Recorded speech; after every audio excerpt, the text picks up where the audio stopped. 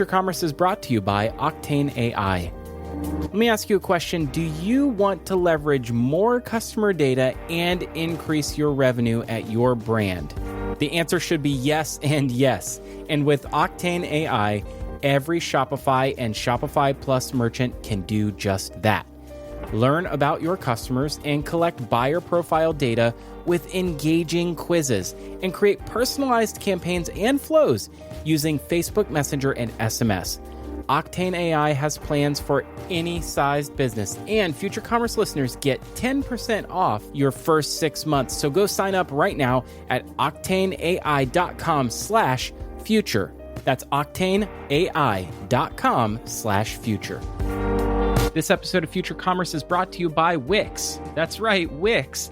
The industry-leading content management platform is now also an industry-leading e-commerce platform with advanced online storefront features and over 700,000 active stores already selling worldwide.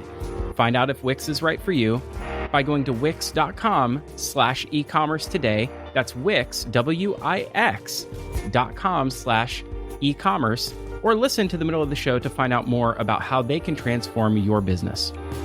Hey, has anyone told you today that you look gorgeous? Well, if not, now they have. Future Commerce is brought to you by Gorgeous, which is the #1 e-commerce help desk for Shopify, Magento, and BigCommerce brands. With Gorgeous, you can automate up to 20% of your commonly asked questions and put it seamlessly into your existing tech stack. Go to gorgias.com/futurecommerce for 2 months free. That's gorgias.com/futurecommerce for 2 months free.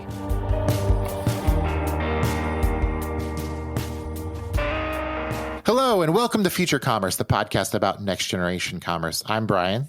I'm Philip, and goodness, that was an exuberant intro, Brian. Yes. I'm equally as excited as you are today. We have two of the most brilliant minds that I have in my local vicinity here in South Florida, and they're focused on an area that we should cover more often, but we just don't have the expertise ourselves, and here to lend a little more insight and help us understand a little bit more around the area of sustainability and consumer products. We have folks from SustainaBase, Gaida Zirkelbach, who's founder and CEO of SustainaBase, and Holly Lichtenfeld, who's Chief Growth Officer, just coming to share some knowledge with us here today. Welcome, Gaida. Welcome, Holly. Hi, thanks for having us. Yes, hello. Yeah, glad to have you. We started having this conversation around, there's so many things to talk about in the world of sustainability. It's its own conversation, especially around consumer goods, as we're in this direct-to-consumer era, and as all these businesses are trying to become more omni-channel. And the conversation that we had been having here between SustainaBase and Future Commerce was, how does this impact brands directly, and what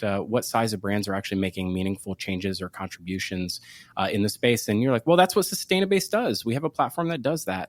So Gaida, could you tell us a little bit about SustainaBase and just kind of set us up for our conversation today? Sure, yeah. So we all know that, we're in the area where measuring your carbon and your ESG metrics is necessary. And that's what we do. We have software that will manage and help you report easily everything from your carbon emissions to your water, waste, and other metrics. And it's basically taking all of the complicated, messy data, all of the science and calculations that have to happen, and showing that to organizations in a way that provides them with insights so that they can take meaningful action from that.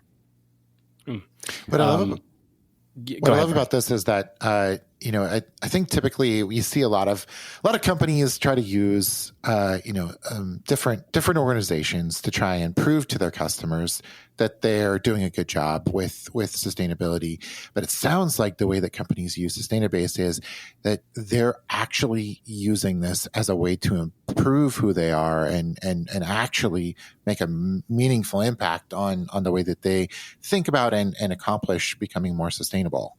Is that an accurate description?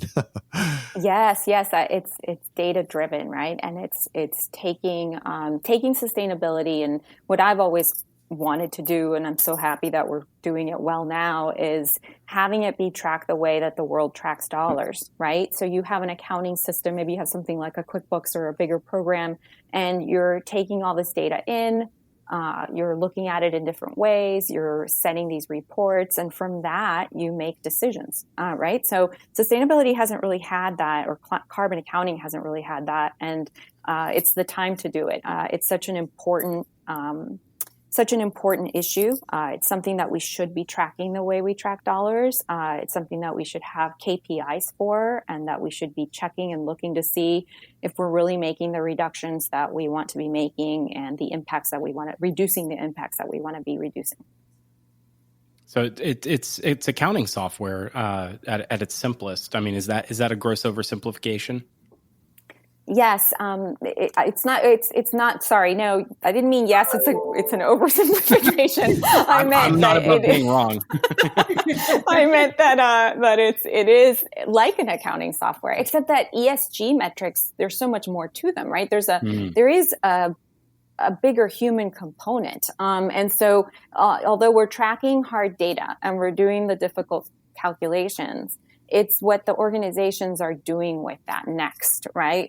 That's very different and has such a broad scope and applicability to it, that is different. But the reason we started this, it seems like a lot of organizations, when they're going to need to measure this, and they're going to have to report on it. It's coming, right? And they're probably doing it already because they have a vendor, or they have a customer, they have other pressures to do it, maybe an investor.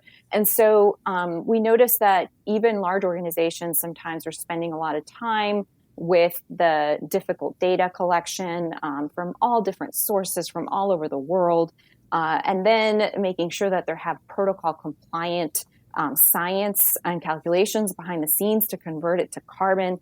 We wanted to make sure that we took all those hard things away. Like, we take care of that. Let us take care of that messy data. Let us do these calculations. Make sure it's protocol compliant.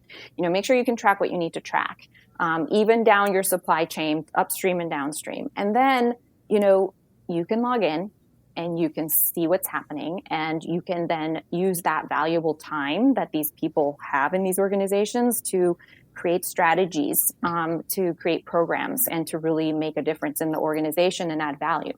So are you sourcing the data? Are you the one that's actually collecting the data?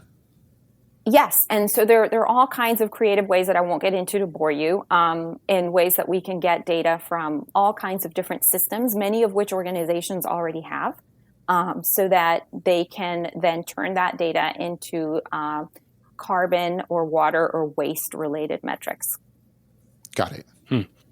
This isn't just an enterprise thing. I think that's what's I found so fascinating here is, my sense was, hey, maybe it's just big, global CPGs or giant global corporations that, have stated, sustainability goals, climate, carbon goals that they're trying to reach. And this is one step on the way to do it. But it seems like it might be much more pervasive. Tell us a little bit about, Project Gigaton, which, by the way, sounds like the kind of thing that like a Professor Doofenshmirtz would be, using to take over the world. So, yes, or the tri-state area. Yes, the tri-state, just the tri-state area. There it is.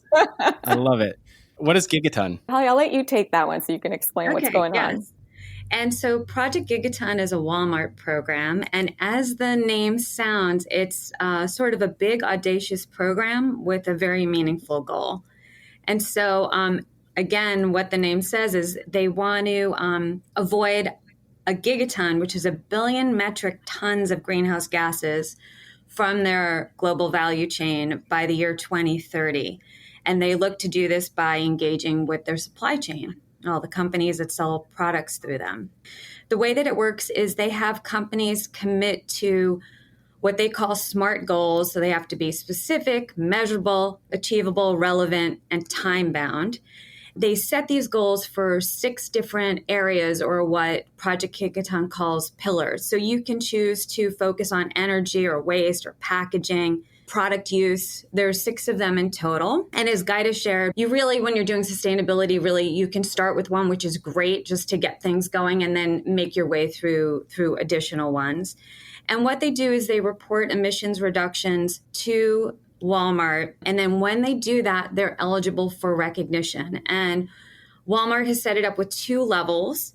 One is called Giga Gurus, and one is called Sparking Change. Giga Guru, as the name guru seems to imply, is the higher level. And the way they differentiate is it's the number of pillars and the kinds of targets you're setting kind of put you into one of those categories. And then once you get into the program and you start to do that, Walmart promotes that you are doing that to the outside world, inside, to their buyers, to their staff. And so there are these benefits of participating. Incredible initiative that Walmart's engaged with you on. I find that, it's a BHAC worth pursuing. You know what I mean? I guess I would ask for clarification, though. This is being levied against all of Walmart's vendors, or is this like this is a global program? I'm guessing is what I'm asking. Correct. So it is open to, and they're encouraging all of their vendors to participate in it. And what we're seeing on the ground, because the companies that we work are the folks in Walmart's supply chain. So what we're seeing is there's a lot of interest to participate, but as you might imagine, a lot of companies of all sizes don't have sustainability staff, or have never, even if they have sustainability staff, they may not understand or know carbon accounting. So we see a lot of we want to get involved, but we don't know how to do this. And as Gaida said, this data is all over the place. Even if they're involved in the program, they've been doing it, we're finding a lot of companies are not efficient yet. They have, this person tracks this one part of it in an Excel sheet. It might be on a share drive somewhere. So there's this problem that we're solving, which is how do you make it easy and kind of put it all in one place so that companies can do this and it doesn't become their main business. It's just a part of doing business, but this part becomes easy for them so that they can get this recognition and do the right thing, start to participate and being a part of the solution. Are you actually helping enforce consistent standards across these companies? Like, are you giving them guidance, and is it all self-reported, or how does that all work? So the way that Walmart has it set up and the way that we do things is we follow what's called the greenhouse gas protocol. And then Walmart right now invites their vendors to report up through a program called CDP, but they don't have to use that. They can also report in other ways. They don't only have to use that. So right now they're asking for reporting, but it's not like you only have one way to do it. But the way that we approach it is we make everything protocol compliant, because that's like the standard good accounting practices in the world of carbon accounting and waste accounting and all of that. And so whatever and however they end up reporting it, they'll always have this good base for how the data was collected and set up. Yeah, and the way the industry, since it's an emerging industry, there are all these different places you can report to, right? All of them go back to this protocol that Holly just mentioned, which is why we do everything pursuant to protocol. That way, no matter where an organization wants to report to, they have the numbers done in a way that is compliant and that can be reported out in any of those ways. Who all is impacted? Is it the products on the shelf, from these brands across the board? It sounds like it's an opt-in program at the moment, but as things typically go, it's probably a trial balloon for more rigid enforcement of like how we qualify which vendors should be prioritized or sold at Walmart. What do you see the program sort of growing into and maturing in? Is it opt-in at the moment? Which brands are affected or impacted nowadays? So I think very much to your point, Philip, is, I don't know where Walmart's planning on going with it, but if you look at history, they have had another program that was a sustainability index, and that was definitely more direct impact. You got like priority. They were saying that they were filling their shelves with a certain percentage of products that were participants in that. So to your exact point, this isn't there yet, but it kind of feels like based on history, they may be heading in that direction, especially as this becomes something that is getting so much attention in so many areas. And so to that point, it seems like it's going to have a pretty wide range of impact. If you look at who's opted in, it's across all different categories. So that seems to be where it is and where it's going. Walmart has this name that the Project Gigaton, but lots of other organizations are implementing similar things. And so whether sometimes it's an investor that is then requiring its portfolio of companies to make certain reductions or make certain disclosures, right? Or even, you have Target out there making a commitment that 80% of their suppliers are going to, reduce or report on their scope 1 and 2 emissions, right? So to reach those goals, I think it always begins kind of being a voluntary thing, right? But eventually, if the goal is to be at 80% plus of companies that are measuring and reporting on their emissions, it's going to eventually, in my opinion, become a part of doing business. So you're saying it's going to be both a requirement, but I think I also heard you say that there's going to be sort of a carrot associated with this as well, where suppliers and vendors that do, that invest and become the gurus are going to be given preferential treatment on shelves and online. Is that what I heard? Is that right? I would say that the carrot right now is that they let their internal, folks know who is participating. But the thing that I was saying about how they set a requirement was a past program with a sustainability index. So I'm not sure if this one will definitely go that way. So I don't want to go on the record as saying it definitely is. It's it could be heading in that direction. I see.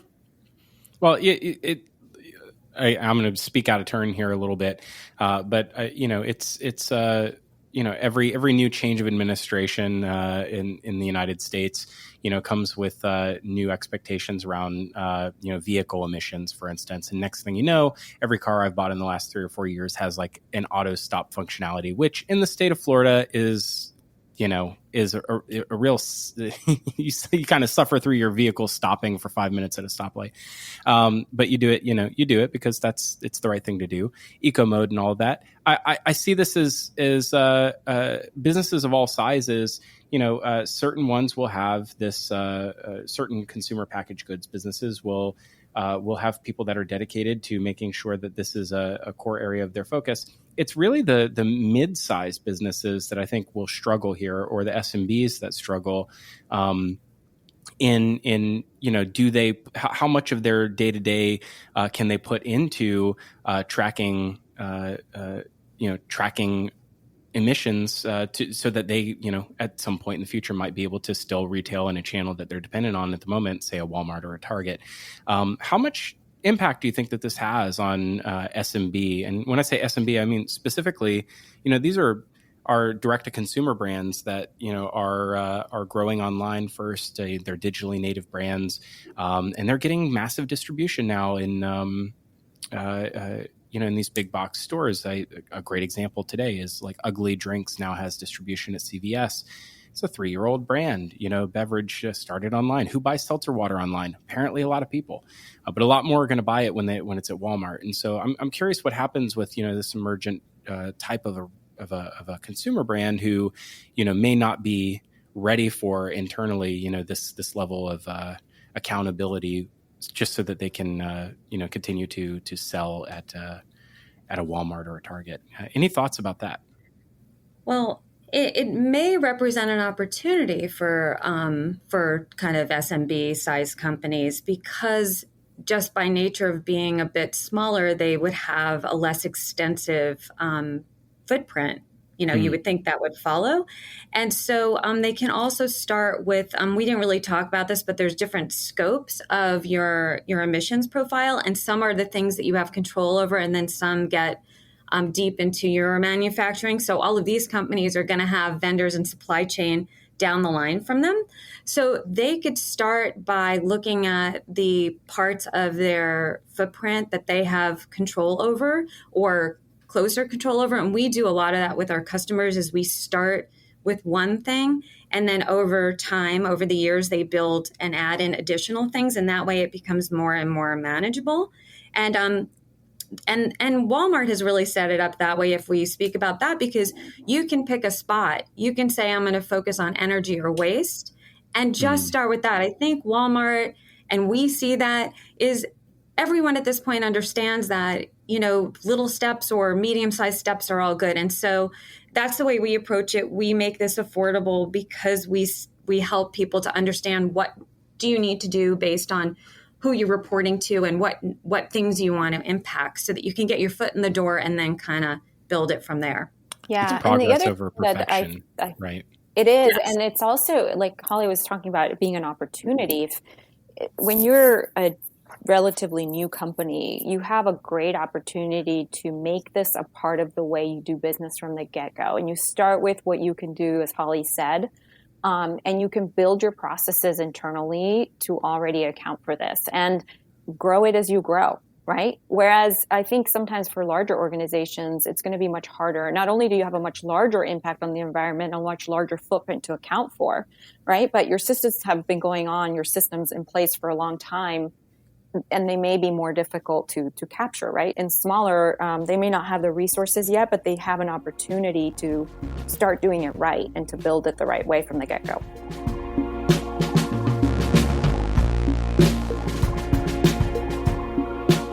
Hey, Philip here to tell you about our newest sponsor, Octane AI.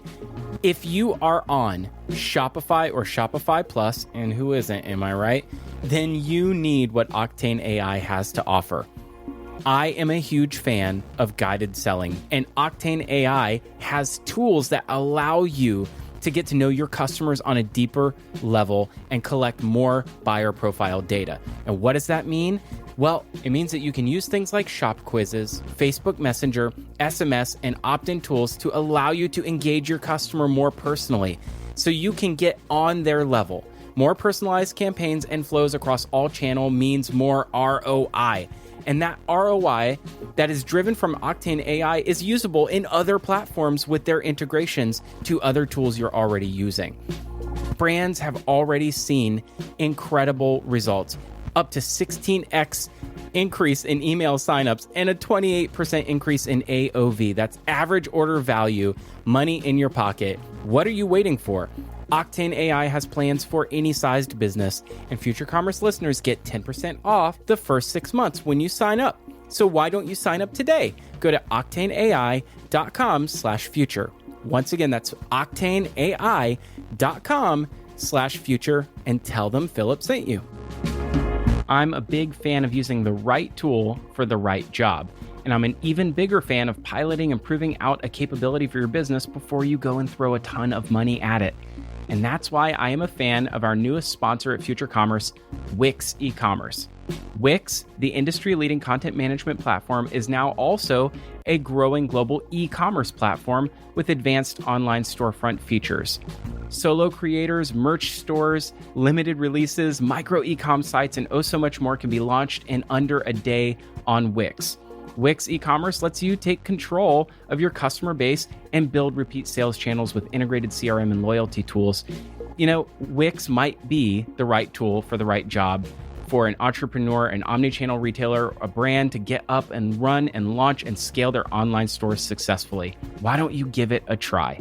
What have you got to lose? Go to wix.com/e-commerce today and join over 700,000 active stores already selling worldwide with Wix e-commerce. That's Wix, Wix.com/e-commerce. This podcast is brought to you by Gorgeous, the e-commerce help desk that turns customer service into a profit center. I don't know if you've ever had an e-commerce experience like I just had, where my order shipped late, it took forever to arrive, and when it did, there were things missing, and the things that were in the box wasn't what I ordered. Nothing went right. So I reached out to the company to make it right, and every time I talked to them, I felt like I had to start over and have the same conversation again and again and again. I wish that they had been running Gorgeous. Gorgeous is the e-commerce help desk that helps turn customer service into one seamless conversation with your customer in every channel. It's powered by machine learning and automation, and it turns visitors into shoppers. It can unlock sales through live text, chat, social media, and increase your ad effectiveness by as much as the equivalent of 5% increase in ad spend. I would have had so much better of an experience in making what went wrong go right if the brand had been using Gorgias. They combine all those communication channels like SMS and Instagram DMs, live chat, phone, and everything else all into one organized place, and then they integrate into your e-commerce store.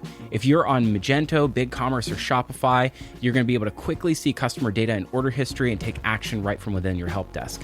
7,000 customers, including Steve Madden, Princess Polly, Machine Layer, they all use Gorgias, and I want to give you 2 months free. Get it today by going to gorgias.com/futurecommerce. That's GORGIAS.com/futurecommerce and get 2 months free and make your customer service a little bit better with Gorgias.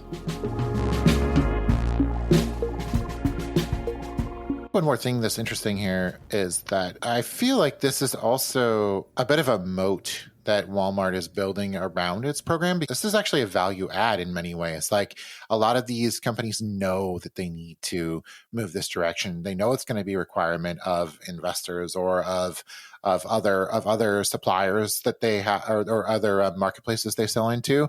And, Walmart is basically saying, hey, like we're going to give you the tool set that you need in order to get to the level that you're going to need to be at. And so it actually kind of helps them, it helps their vendors get to a place they all know that they need to be at. And so they'll actually stick around selling to Walmart and through Walmart as opposed to going to maybe one of the other competitors that you mentioned earlier. Yeah, it's an enablement right. play, right? You have to provide exactly. the education and the tooling, right? There's also part of this. So we've been talking a lot about the carbon part, but there's also, for example, one of the pillars there is waste.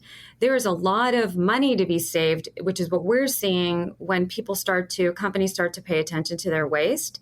So a lot of this, and also in different energy policies or ways of procuring your energy. So this also is an opportunity in that we go in and shine a light on the hotspots, your carbon, your waste hotspots, and then those become your packaging hotspots. Then that becomes opportunities to find money where you may not have even thought about it before. Interesting. Ooh, I have to believe. So you said one of the sort of daunting tasks is just where to start. And it sounds like you have a framework of like, here's how we start in a business of any size and grow both visibility and accountability in this sort of accounting way. Project Gigaton, whatever the purpose might be behind adopting an emissions or a carbon counting platform like SustainaBase, you have a process that you bring in. I have the sense that this kind of becomes a pretty deep rabbit hole over time where vendors have vendors and vendors have vendors. And it's sort of like the thought experiment, like to truly create a cappuccino from scratch, you must first invent the universe. I have to believe that there's like, how deep does the rabbit hole go? And are you looking into things like technology platforms and cloud computing platforms and, what their potential impacts are? And is that something that comes into account when you're helping to provide some guidance to a business that comes to SustainaBase? Yeah, it's we take this approach of in the sales process, getting an initial understanding, and then even when we onboard customers to get a very deep understanding so that they can view their operations through the lens of carbon and environmental impacts, which most of them haven't really done before in the way that we do it. And from there, I was comparing this to tracking these impacts similar to the way we track dollars. Dollars, definitely, you're going down the supply chain and up the supply chain, deeply. Everyone's tracking it. And eventually this is where the environmental impact side and the climate side will get as well. So when you start to view your operations through this lens of carbon and you start to see, okay, we were talking about more, I'm going to get a little sciencey on you here, but, like the scope 1 emissions, these are the emissions that your direct operations will create, right? So it might be your own facilities or your vehicles. And some organizations will start there if they haven't already measured that, right? And then there's these scope 2 emissions, which are the ones that are happening maybe when you purchase electricity. So they're indirect because they're happening at a power plant, right? And then you have all of these scope 3 emissions. And that is where, for most companies, the majority of the emissions are going to lie, right? Because that's going to be everything that they purchase, every good and service that they purchase, their business travel, their employee commuting, their waste disposal, their transportation and distribution, everything. And so they start to see where the hotspots are that Holly mentioned, right? And then they can decide from there, okay, wait, these vendors or these suppliers are, leaders, and these other ones are not. And what strategies can we put in place to help them, move along? And then, start to see, okay, what programs can we put in place to help with business travel, or to help with reductions in employee commute? So you can start pinpointing, how can we have better distribution, transportation systems, right, to reduce? And the effect of going deep into all of this is that not only there's the benefit to the world of having every other organization that's involved also engage in reductions because they're a part of this whole, but also, they're making their product have a lower footprint and their organization have a lower footprint. That's a benefit to them. So yes, it's far-reaching, but it's a good thing for us that it is. We work with a lot of Nestle brands, and similar to Walmart, they have set for themselves very clear, specific goals. And so we're seeing this thing that Gaida is talking about, that through them and through them making the statement, we now are going out to their supply chain, gathering the data they need to go deep into that, and at the same time educating all of the folks in the supply chain that this is important and that they are going to have to be paying attention to it. So everyone will start moving. Like what we're talking about today is not going to be what our conversation will be in a year or 2 years, because the awareness is being raised. Yeah, you mentioned far-reaching impacts. That definitely sort of triggered in my mind. I mean, the far-reaching impacts could be everything from, who you host your e-commerce website with, right? And in all of your IT infrastructure, like how far does Scope 3 extend to? To all of that, yes. So you see companies might choose to host with one provider over another. And it used to be that you would look at, being able to scale and security issues, et cetera. And then another factor might be, if that's important to your company, and I think it should be, is, what is their carbon footprint and how is that going to then affect my carbon footprint, right? And it's the same thing with many other aspects of the organization. For example, shipping, right? You might choose to go with a carbon neutral shipper versus not. So these metrics are going to affect that decision making. It's going to be one of many factors that are going to be considered when making those decisions. I didn't prepare you for this question, but it's top of mind. I just out of nowhere, I'm thinking about a brand like Allbirds. And they've gone a long way to sort of tell the sustainability story from the get-go, back when they were doing very small brand. These days, still in a lot of their product launches, they are quantifying carbon footprint on a score basis. I'm not asking you to specifically comment on Allbirds, but do you think that there's a consumer angle to this? And is this going to be, much more broadly understood or part of the purchasing decision that a consumer makes? Because my sense is that corporations probably have a much greater impact on trying to make a dent in carbon emissions than consumers do. But we seem to have a lot of brands that are trying to push consumer awareness of their own carbon footprint and how they're contributing to it in the goods that they purchase. Does all of this corporate governance and compliance sort of trickle down to more awareness on the consumer side? I think so. It's funny that you mentioned Allbirds. They are on my feet right now. And if I recall correctly, I think I'm wearing 9 kilograms of MTCO2s on my feet. I don't remember the exact number.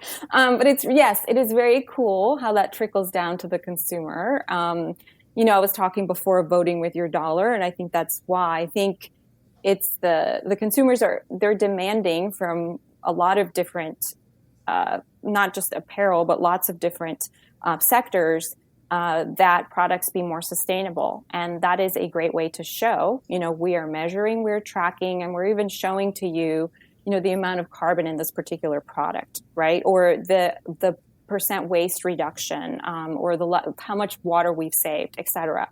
I think that as consumers become more informed, this becomes more and more important to them. And you even hear of companies starting to think that one day we're going to have, a label similar to a nutritional label for products. And could you see SustainaBase powering that? Do you have tools right now to surface data that in a way that is digestible for consumers? So we can track the data for a brand as a whole or a particular product or the products across their products. So yes, we can certainly get the type of data needed for them to report. But again, it depends on their goals and what it is that they want to do with it. So with their brand, and Holly, this is really more your area on the branding and marketing side. But from a data perspective and the science perspective, we've got them covered. Do you see ever like creating a set of standard types of, data that would like that you would say is best practice for your customers to surface to their customers? Oh, sure. And we certainly discuss with our customers what those are. We're already doing that. I think Amazing. That answers your question, right? We're happy to discuss with customers that are not sure what the best practice is or what they'd like to do, what the options are. And like Holly said, start with something that makes sense for them and then grow it from there to where they want to get to. This dovetails very nicely. And it's because I did my job as a podcaster of steering the conversation to this next question. There's this podcast I listen to often, a friend of the show, Stefan Ongo, who has a podcast called Well Made. I envy him because he doesn't publish every week. He publishes when he feels like it. And God, wouldn't that be great, Brian? But he recently had this a climate reporter on, and Kendra Pierre-Louis was on the show. And they were talking about this concept of like climate anxiety and how a lot of consumer awareness campaigns have sort of landed a lot of responsibility on the end consumer of having some sort of a responsibility in the impact of, in us reducing emissions or I don't know, trying to avoid some sort of climate catastrophe, which, by the way, if you read the news today, that doesn't sound like it's going very well. So a lot of this climate anxiety is sort of landed on the end consumer. And in reality, maybe the end consumer actually can't do all that much. It really requires corporations to have to change business practices. And in order to do that, we need to provide them with some incentives. What do you think about that? Sort of a jump ball question. Like, what do you think about that point of view? It's good to surface data to a consumer, but at the end of the day, I think, the bakery around the corner from me that throws away 200 loaves of bread is probably more of a more of a culprit and could probably do a little more than I could ever do as a consumer, and putting things out to the recycling at the curb. It's interesting, it's the role of the individual versus the role of corporations and government, and also what psychological effect that has on individuals, such as what you were mentioning with the climate anxiety. For the reporter you were talking about, she's not alone. There are a lot of people that are feeling that anxiety. Just the more you become informed, you feel it, right? And we all know that one person or one company or one government, regrettably, is not going to be able to solve the issue on their own. It's going to take a collective effort. It's going to have to be attacked from many angles. And so it's a very complex problem that's going to require a very complex, coordinated solution. But at the personal level, I think that you take action where you can take action, right? So like for me, with starting SustainaBase, I knew that I also understood that when you look at the big picture, corporations and governments have the biggest impact, which is why we wanted to start this, right? Because the more we can ease the tracking of information so that they can spend more time actually making reductions and changing business practices is more important on the government side and on the corporate side, right? But then as an individual, for me, starting the company, doing this, et cetera. But for most individuals, that might look different depending on what you're trying to do. It might mean that you're going to join a nonprofit and devote your time. It might mean that, like I said, you might be voting with your dollar or getting a group of people to do that and trying to do it massively, right, to make a difference. Voting at the ballot box, that's huge, right? So, and then also maybe encouraging employers to take action, like be the voice at your company that's, asking for this to happen as well.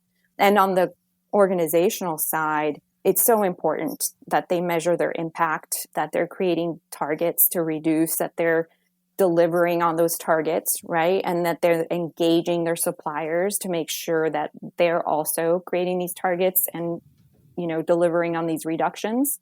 And for organizations to then work with everyone from their landlords to those suppliers so that everyone's trying to reduce their carbon footprint. It's interesting. You mentioned governments in there. We haven't really talked a little bit about that yet. I think you work with a number of different government agencies. And so I'm really curious, like how things are happening at a local level, like what kind of government carbon accounting are we seeing being rolled out right now? And how does that sort of work into the process? Sure. Yeah, we do work with numerous governments, counties and cities, and the carbon accounting is not so different from them. If we're talking about, they're tracking their municipal, emissions and their water and their waste. And we help with that. They're creating their strategies. They also have a community component where they can look at how this is all being affecting the community and what impacts the community's having on the environment. So we help track all that. And like I said, we're not there to tell them, this is what you should do next. But what I find really interesting and exciting is once they have this information, then they're able to spend so much more of their time, especially in government. I think there's less time, sometimes less staff to then take that information and do something really meaningful from it. And in a government perspective, you can do a lot. Holly, I don't know if you have anything else to add on that side. No, I think it's heartening that more of them are doing this, and they're reporting it out and they're tracking and they're setting goals. So just like Gaida said, that's really where the work is going to come from the governments and from the businesses. So we like when we get invited in to help them with this so that they know where to focus their efforts. It's not just the initial kind of measuring, but what I think is really important is that you hear not just the government side, the corporate side as well, that we're going to create this target to reduce X by X percent by this date, right? So unless you're really tracking progress and seeing what's really working to move the needle to get you there, you're not going to get there, right? It's like kind of when you create your own personal budget or for your company budget and you're not really tracking progress on a regular basis, how are you ever going to get to that goal, right? So, really the mission here is help them track it, help them make sure that they're changing the strategy if needed so that they make it to that goal with real data. Yeah, and to share like a fun kind of specific example, one of the municipalities we work with, so based on our data, they're doing two things. One is they have a big tree canopy project because they want to increase the shade. They have issues with wanting to decrease heat in certain parts of their community. And so that's something that we can help them track over time is the value of those trees and helping them to offset. And then the second one is based on seeing the data on the energy side, they're now doing a whole solar feasibility study. So they were going to just do some actions, but now they're going to involve more of their buildings and the right buildings in that feasibility analysis. So there's some really exciting things happening, and they have hundreds of buildings. So that's a high impact kind of action to happen. We're almost at time. This has been so educational for me. Thank you so much. When you mentioned ESG factors, and we're sort of talking about there's so many different layers and levels here where impacts could be made. Brian, I'm thinking back to the beginning of the year when we had Sucharita Kadali on the show, and she was talking about, I asked, what are the things that will, become emergent in 2021 that, will shape, when we look back, it'll shape sort of the beginning of the next movement in consumer investment. And her first response was, a lot of where we are in the world has been, just fueled by cheap overseas manufacturing. And, now there's a number of investors who actually care quite a bit about the given values and ESG values of a company. And if they make their investments differently in this decade, potentially we see businesses built in a very different way. And so I think that it's not even just from a not even just at the government level. I think from a capital and public markets and private capital perspective, like this is happening all across the board. And that's where I think that, this is setting the tone for the next decade, which I think actually ladders in very nicely. I just used the word ladders. Oh my gosh. Enterprise is rubbing off on me, Brian. Goodness me. Oh gosh, I will never live this down, but we're going to keep it in. You'd written this great post, Holly, on the 3 C's of supply chain accountability. And I think that sort of comes back down, brings us sort of full circle here. What are the 3 C's, and how can we understand them in a way that can lead us to action? Sure. So what we're seeing going on is the carrot, the conversation, and the club.